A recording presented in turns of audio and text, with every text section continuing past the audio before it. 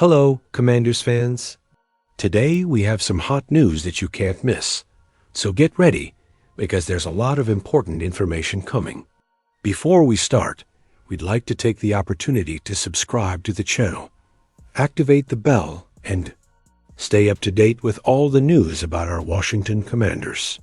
Don't forget to leave a like, which really strengthens our community and helps bring this content to the most passionate fans of the team.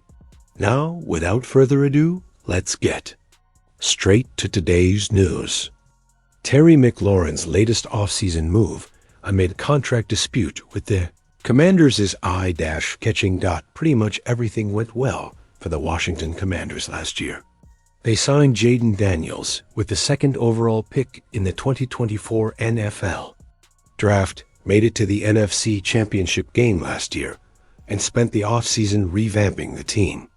However, things have changed when it comes to wide receiver Terry McLaurin and his contract situation. McLaurin and the Commanders have so far been unable to come to an agreement in contract extension negotiations, which led to him skipping mandatory minicamp. While the situation may be taking a toll on McLaurin, he's not showing it, as he recently caught fans' attention with his latest offseason move. Terry McLaurin gives back to Commanders fans amid contract dispute. 2024 season was easily the best of McLaurin's career, with 82 receptions for 1,096 yards and a career-high 13 touchdowns. The former Ohio State Buckeyes star earned his second Pro Bowl selection and a spot on the All-Pro second team. The first time in his career he has earned a spot on both All-Pro teams. As he enters the final year of his 3-year, $68.36 million contract, McLaurin wants a new deal, which shouldn't come as a surprise. And while he doesn't seem to be on the same page with the Commanders' front office, he's not taking his anger out on the fans. Terry McLaurin is currently in Chantilly, VA, at a CSA shows event. Full Press NFL's George Carmi shared in a post on X on Saturday afternoon. The CSA shows feature vendor tables, sports card memorabilia, and player meet and greets. According to the CSA, McLaurin was a big hit with Commanders fans today. Terry seems to be in good spirits. The fact that McLaurin skipped mandatory minicamp indicates that he is unhappy with the way Washington is approaching his contract extension negotiations, which is never a good sign.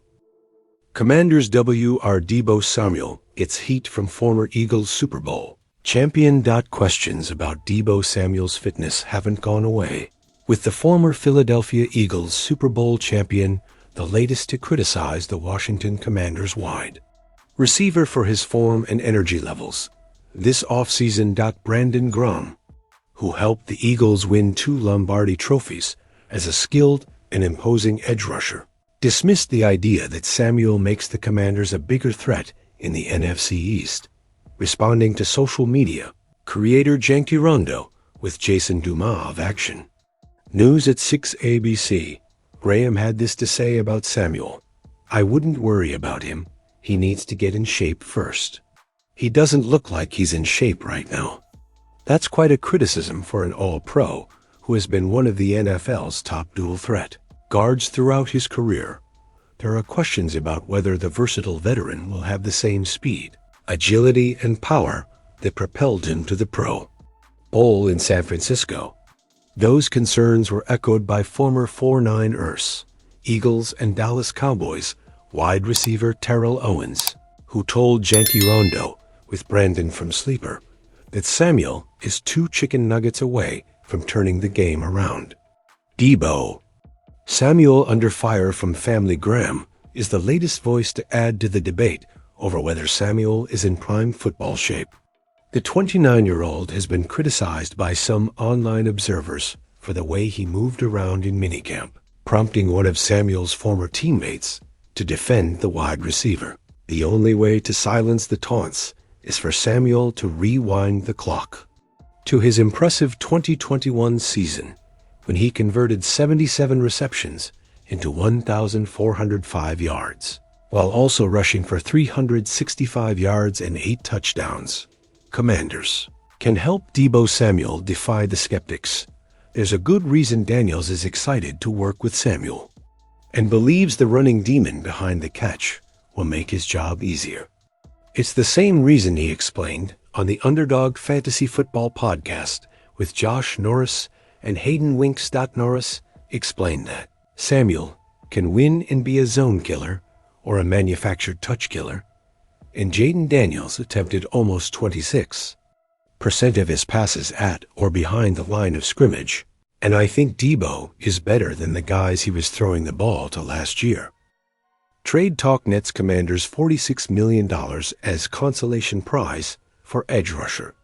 If the New York Giants really want to make a splash and really want to hurt the defending Super Bowl champion Philadelphia Eagles, there's a move waiting to be made, with the Giants several years away from being a playoff team and nowhere near a contender.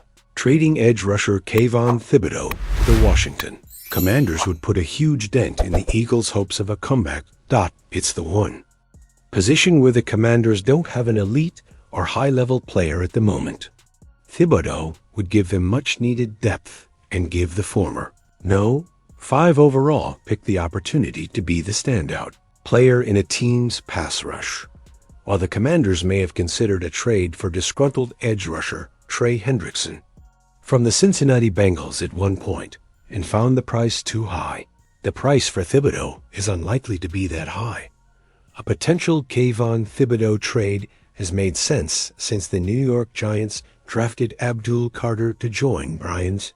Bleacher Report's Brad Gagnon wrote on June 18th. Still, given the shortcomings elsewhere, trading Thibodeau to fill a bigger need would make sense, especially if the team is still in the running as the deadline approaches. If so, we're looking at Washington, Green Bay, and Detroit again. In this case, Thibodeau is the consolation prize, as he's nowhere near as established as Hendrickson. Commanders not afraid to trade within their own division. If the Commanders were to make a deal for Thibodeau, it would be the second year in a row that they have traded to a team within their own division.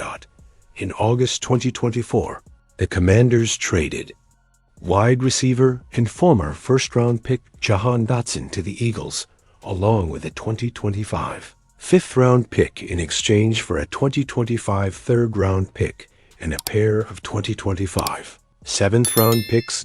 In the case of Thibodeau, and in the hopes of not giving up too many draft picks, the Commanders might be smart to include in the trade a player at a position where the Giants are weak, which is almost everywhere except the defensive line.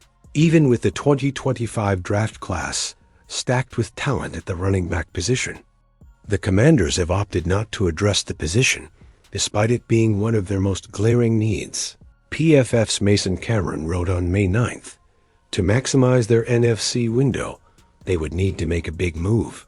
With names like Trey Hendrickson and Kayvon Thibodeau floating around on the trade market, Washington could go for either one.